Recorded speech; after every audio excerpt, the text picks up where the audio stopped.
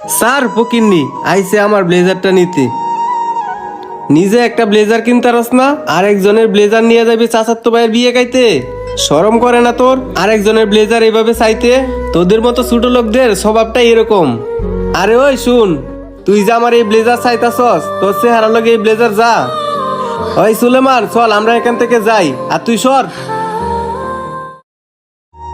সুলেমান আজকে যে ঠান্ডা পড়ছে, পুরা শরীর তো কাঁপতাছে শীতে। হ্যাঁ দোস্ত, ঠিকই বলছিস। দেখোস না শীতের জ্বালায় কি পড়ছি আমি। আরে বলিস না, এই জন্য তো কালকে আমি এই ব্লেজারটা কিনে আনছি শীতের জন্য। সুলেমান ফোনটাও কালকে কিনলাম, দেখতো কেমন হয়েছে। আরে ভাই আপনি কই থেকে আইতেছেন, আর হাতে এটা কি? আরে ভাই, যে শীত পড়ছে শীতের জন্য একটা জামা কিনে আনলাম। এই যে দেখো তো ছোট ভাই কিরকম হইলো। তা তোরা এখানে কি করতেছিস?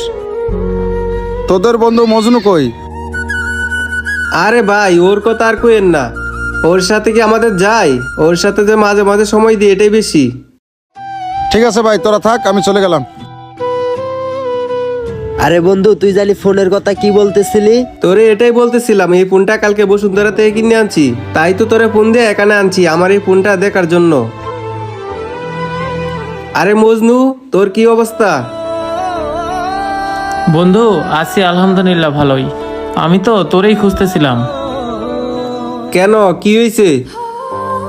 বন্ধু তুই তো জানিস কালকে আমার চাচাতো ভাইয়ের বিয়া, আর তোকে দেখলাম কালকে এই নতুন ব্লেজারটা কিনে নিয়ে আসলি। বন্ধু এখন তোকে একটা কথা বলি বন্ধু, কালকের দিনের জন্য কি আমাকে ব্লেজারটা দেওয়া যাবে? তোরে বললাম না আমার চাচাতো ভাইয়ের বিয়ে থেকে আইসায় রাত্রে আবার তোকে ব্লেজারটা দিয়ে দেবো। স্যার ফকিন্নি আইসে আমার ব্লেজারটা নিতে। নিজে একটা ব্লেজার কিনতে পারস না, আরেকজনের ব্লেজার নিয়ে যাবি চাচাতো ভাইয়ের বিয়ে গাইতে? শরম করে না তোর আরেকজনের ব্লেজার এইভাবে চাইতে? তোদের মতো ছোট লোকদের স্বভাবটা এরকম। বন্ধু আজকে গরিব বলে এভাবে অপমান করলি আমাকে।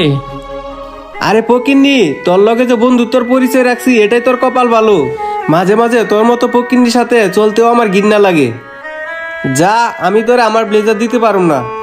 তুই এখন কই থেকে নিবি সেটা তুই ম্যানেজ করে নেগা। তোর মতো ছোট লোক রে আমার এই দামি ব্লেজার দিতে পারুম না। আরে ওই শুন, তুই যে আমার এই ব্লেজার চাইতাছস, তোর চেহারা লগে এই ব্লেজার যা।